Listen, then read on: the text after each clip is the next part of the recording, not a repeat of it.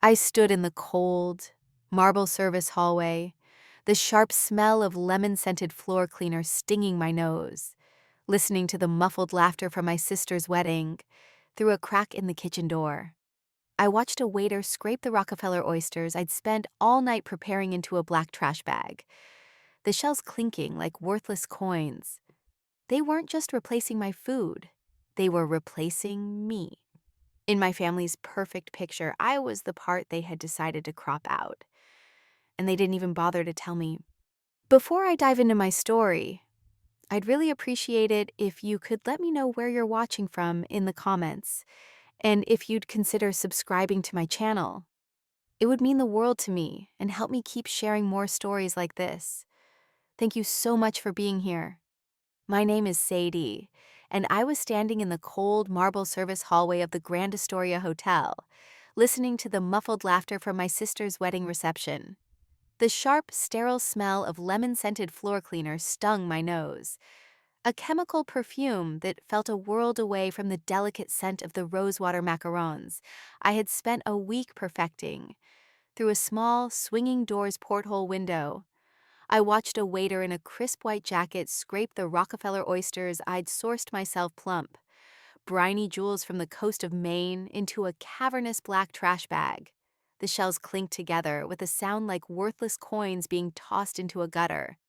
They weren't just replacing my food, they were replacing me, in my family's perfectly curated picture.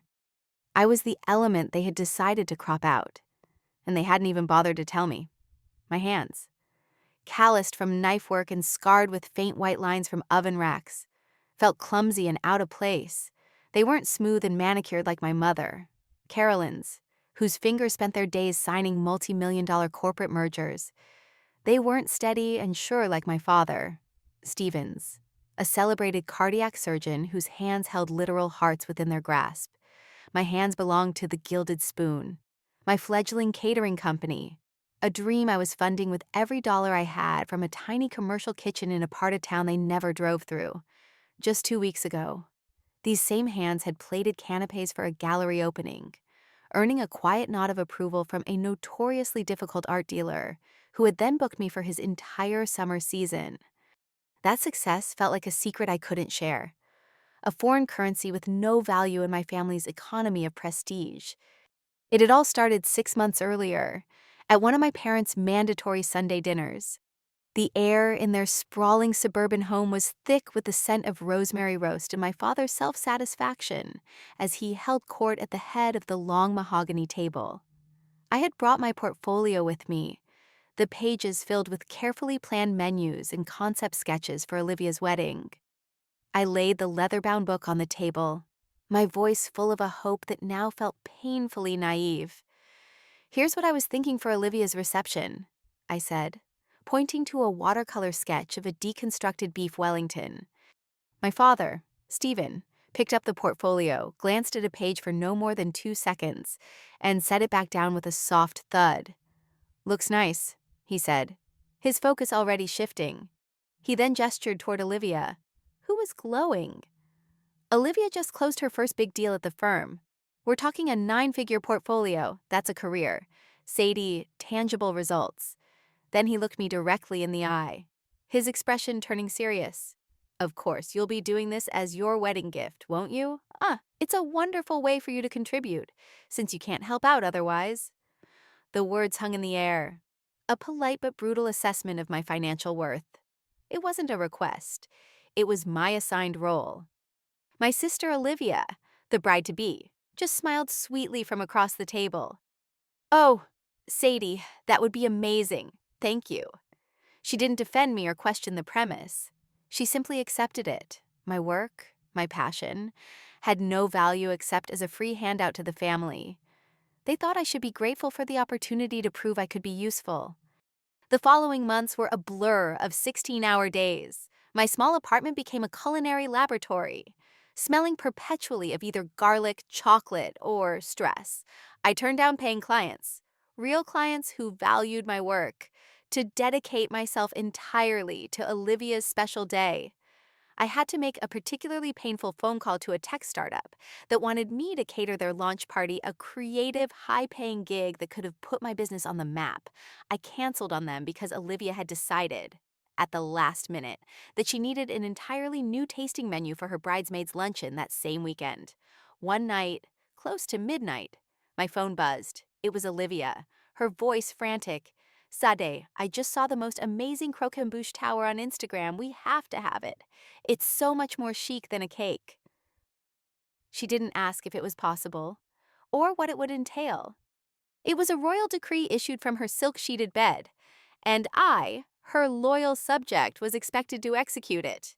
Never mind that it meant scrapping weeks of dessert planning and sourcing a confectioner who specialized in the notoriously difficult structure. I sourced rare Scottish salmon, experimented with dozens of champagne vinaigrette recipes, and hand-piped 500 macarons with their initials in gold leaf. I even tried to incorporate our grandmother's lemon curd recipe into a tartlet, a small nod to our shared history. When my mother tasted it, she wrinkled her nose. "It's a bit homespun, don't you think? Darling, we're aiming for sophistication, not a bake sale." I was running on fumes and the foolish belief that this grand gesture would finally make them see me. The tastings were even worse. My mother and sister would sweep into my workspace, their expensive perfume clashing with the honest smell of my kitchen, and proceed to criticize everything with the casual cruelty of the very privileged. "The lighting in here is simply dreadful. Sadie," Carolyn would murmur, running a finger over a stainless steel counter. During one particularly grueling session, she paused and put a cool hand on my cheek. "Darling, you must get some rest. With those dark circles under your eyes, you're starting to look like the help already." The comment was delivered with a smile, a perfectly sharpened stiletto wrapped in velvet. Olivia was just as bad, a passive vessel for our mother's ambitions. "I was thinking," she said one afternoon, staring at her reflection in a polished pot lid, "it would be amazing to have a late-night snack bar, with little gourmet sliders and truffle fries." Each casual request was a bomb dropped into my life, adding dozens of hours of labor and thousands of dollars in material costs, all of which came directly out of my own dwindling savings. One month, I had to use my rent money to pay for a rush order of black truffles she demanded, surviving on instant noodles for a week. The irony, a bitter taste in my mouth. Whenever I tried to gently explain the complexity or the cost, my mother would cut me off. "Don't be difficult, Sadie. It's for your sister. This is her day." It was during the final tasting at their house that my mother delivered her masterstroke. "I've taken the liberty of inviting Julian Croft to the wedding," she announced, as if discussing the weather. Julian Croft, the notoriously ruthless food critic for the New York Times. "I thought it would be a wonderful opportunity for him to see if your little business is ready for the big leagues." A wave of ice-cold dread washed over me. This was no longer just about family. She had turned my career into a public spectacle, a high-stakes test I hadn't agreed to take. The night before the wedding, my father called. There was no warmth in his voice, only a stern warning. "I trust everything will be perfect tomorrow. Sadie, Julian Croft is a colleague of one of my board members. Do not embarrass this family."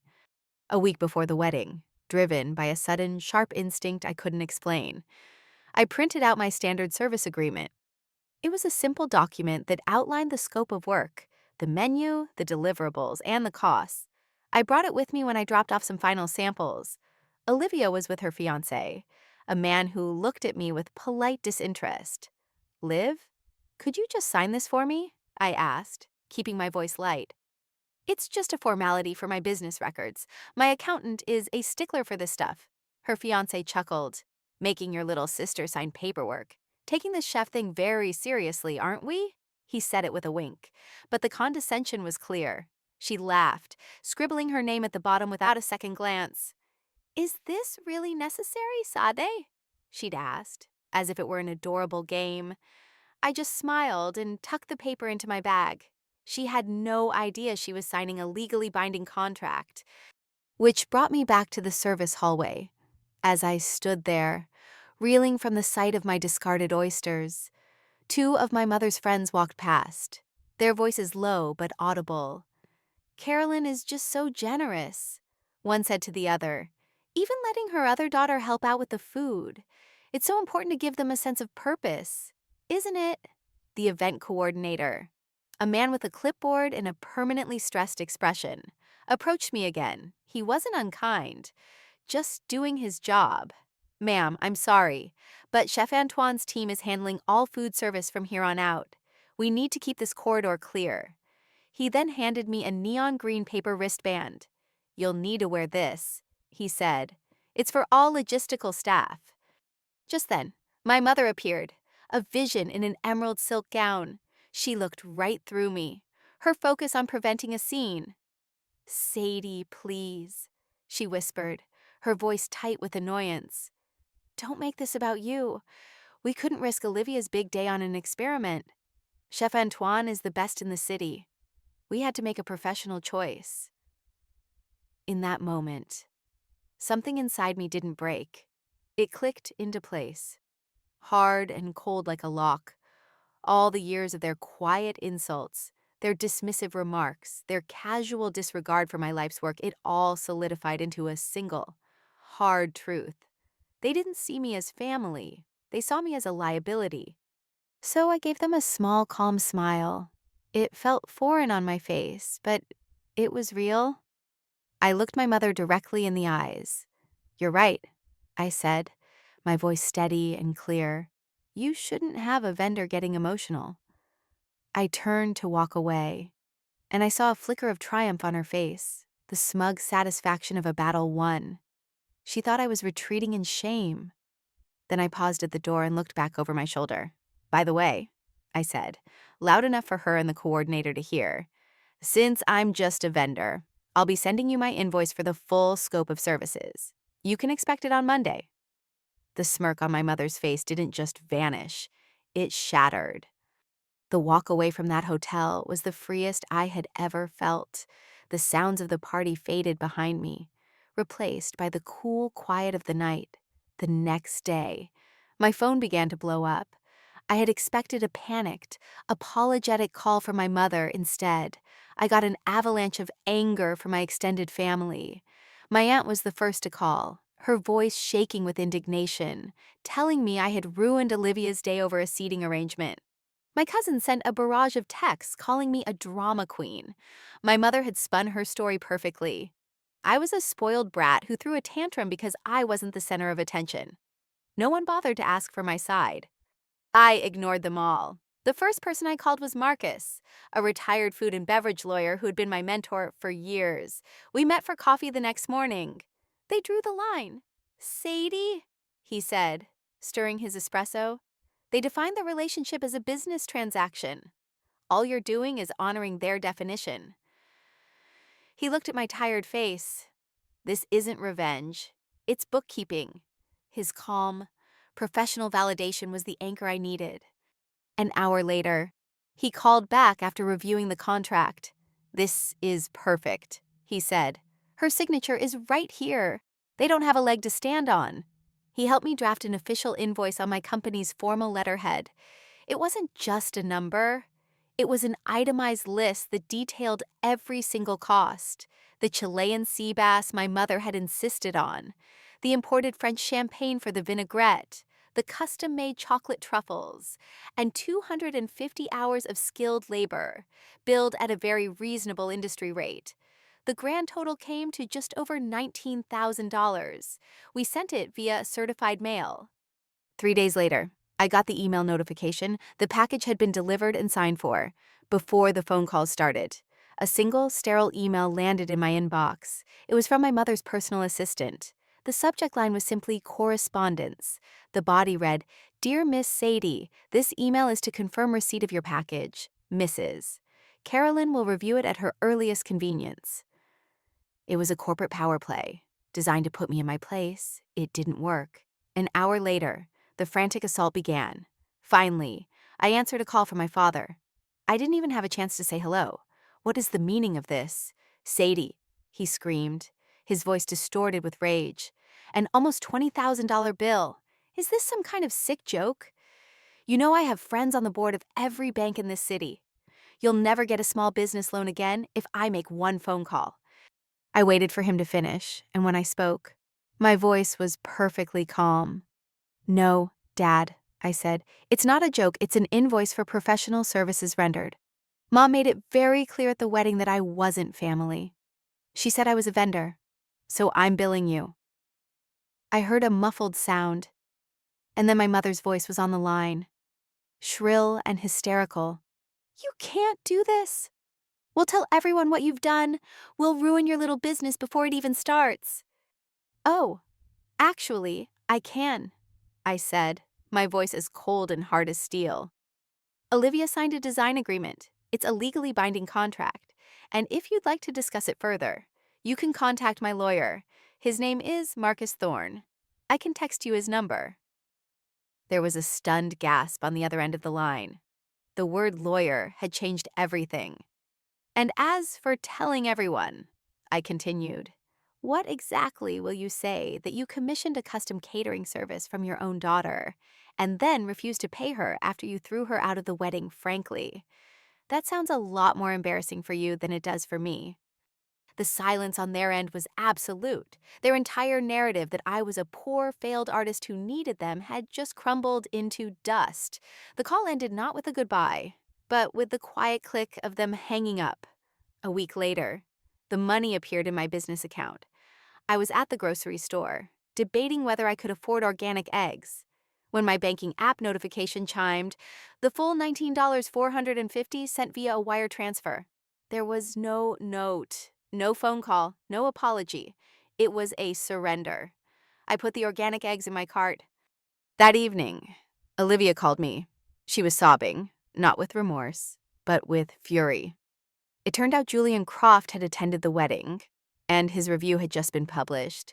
He had eviscerated Chef Antoine's food, calling it a lazy, overpriced, and soulless display of corporate catering at its worst. He ended the piece with a cryptic line: "One hears whispers that a far more interesting culinary talent was originally slated for the evening. A great pity for the guests that a safer, blander choice was made." Now, the entire family was blaming me for the public humiliation, claiming my tantrum had forced them into a last-minute decision that had backfired spectacularly. "This is all your fault. Sadie," she cried. "You just had to make it all about you." I listened to my sister's choked sobs, and for the first time in my life, I felt nothing. Not anger, not sadness, just a peaceful, hollow calm. "I'm sorry you feel that way, Olivia," I said, my voice even.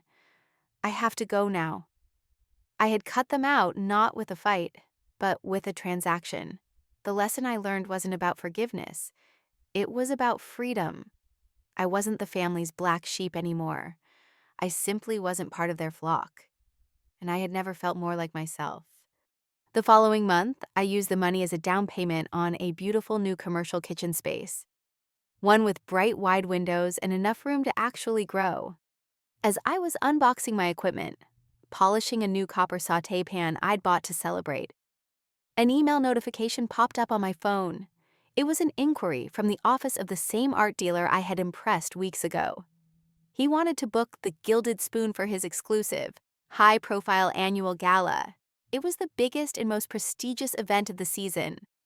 I looked around at the sunlit space, at the boxes waiting to be unpacked, at the tangible proof of my own worth.